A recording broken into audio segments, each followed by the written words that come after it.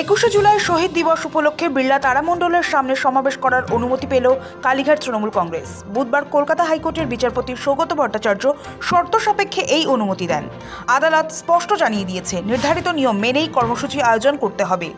আইন শৃঙ্খলা বা যান চলাচলে কোনো ধরনের বিঘ্ন ঘটলে তার দায় আয়োজকদেরই নিতে হবে। তারা 21শে জুলাই বিড়লা তারামণ্ডলের সামনে, বিড়লা প্ল্যানেটোরিয়ামের সামনে তারা শহীদ দিবস পালন করতে পারবে, তার মিটিং করতে পারবে। বিচারপতি সৌগত ভট্টাচার্যের নির্দেশ, বিড়লা প্ল্যানেটোরিয়ামের সামনে সভা করা গেলেও 2500-র বেশি জমায়েত করা যাবে না। উপস্থিতির সংখ্যা নিয়ন্ত্রণে রাখার দায়িত্ব আয়োজকদের উপরেই বর্তাবে। সমাবেশের সময়সীমাও নির্দিষ্ট করে দিয়েছে আদালত। 12টা থেকে 3:30-এর মধ্যে সভা করতে হবে। এই সময়ের বাইরে সভা বা জমায়েতের অনুমতি নেই। যান চলাচল সচল রাখার বিষয়েও বিশেষ গুরুত্ব দিয়েছে আদালত। বিচারপতি নির্দেশ দিয়েছেন, সভা এমনভাবে করতে হবে যাতে রাস্তার একদিকে কর্মসূচি চললেও অন্য দিক দিয়ে স্বাভাবিকভাবে যানবাহন চলাচল করতে পারে। পুরো রাস্তা জুড়ে সভা করা যাবে না। সাধারণ মানুষের যাতায়াতে কোনো অযথা বাধা সৃষ্টি করা যাবে না।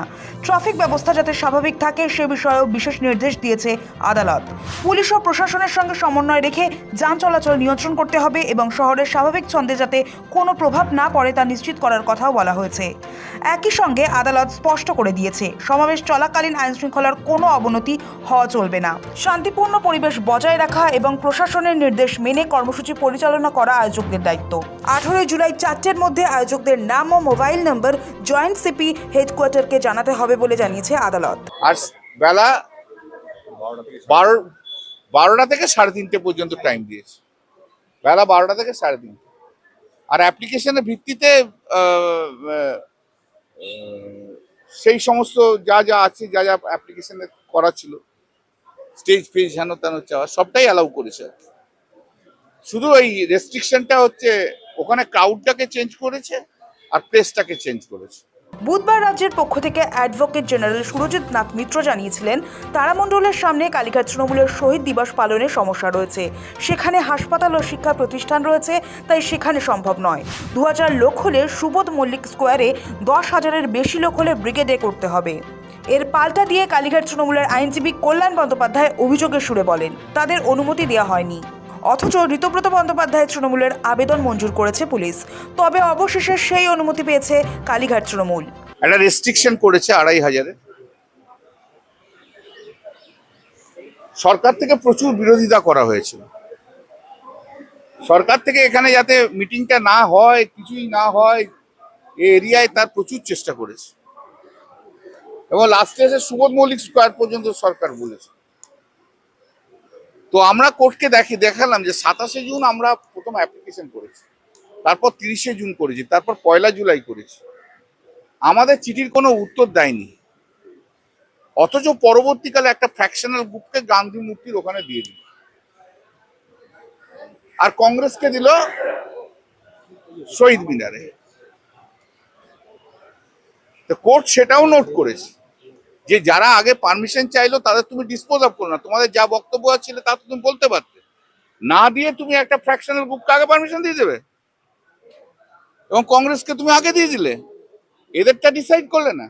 সরকার চেয়েছিল আমাদের প্রোগ্রাম ভেস্তে দিকে, সোজা কথা, করতে দেব না আমাদের প্রোগ্রাম। এই সরকার যা চেয়েছিল কোর্ট বুঝতে পেরেছে সেটা।